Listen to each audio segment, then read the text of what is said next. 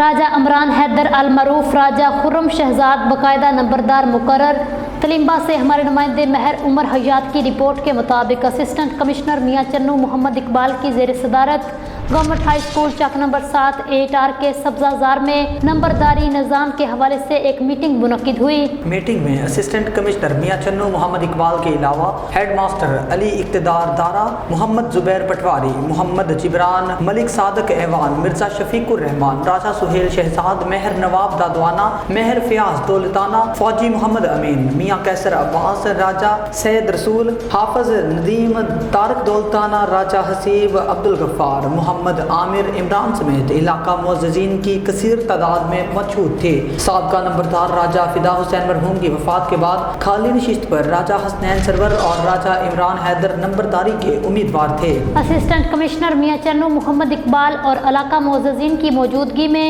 راجہ حسنین سرور اپنے بڑے بھائی راجہ عمران حیدر المعروف راجہ خرم شہزاد کے حق میں دستبردار ہو گئے اور متفقہ طور پر راجہ خرم شہزاد کو نمبردار مقرر کر دیا گیا۔ اہلیان علاقہ نے